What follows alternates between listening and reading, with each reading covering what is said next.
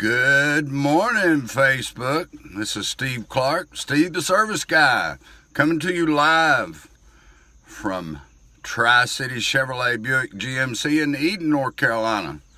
On Facebook, bring me some folks in here. We're going to talk a little bit today about batteries and alternators. We basically have got an issue of batteries going dead, and batteries just don't last as long as they used to. They actually, morning Michael Hart, morning everybody.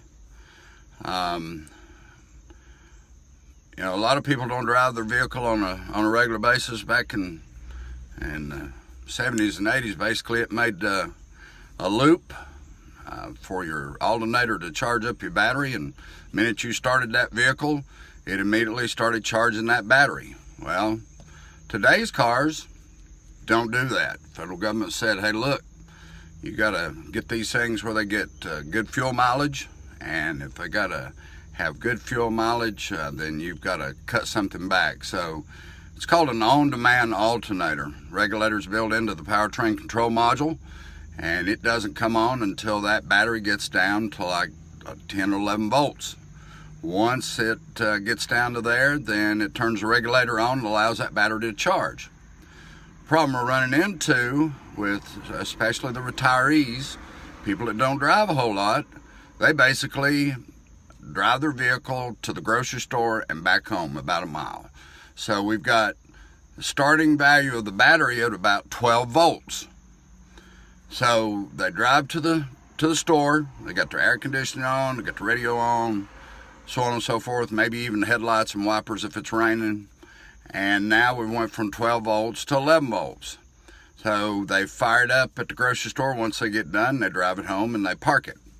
And alternator still hasn't come on. So nonetheless, they have to take that vehicle and have it towed in or get it jumped off, and they don't quite understand why the battery didn't keep a charge or why it had to be replaced. That's because the alternator never came on. Personally, what needs to be done is either put a battery tender on the vehicles that are not driven a lot. One you can plug and unplug, which is real easy to do. Or drive that vehicle 7 to 10 miles per day just to get that alternator to come on. Sometimes you can force it to come on. You can make it come on by turning the RPMs up to about 3,000 RPMs, and sometimes it will turn that regulator on. But nonetheless, just wanted to pitch that out there. You know, batteries are not built like they used to be. They just don't last. But anyway, thought I'd share it this morning. Hope everyone has a great day. I know I will. And this is Steve Clark, Steve the Service Guy, coming to you live from Tri-City Chevrolet Buick GMC in Eden, North Carolina. I hope to talk to you soon. Bye now.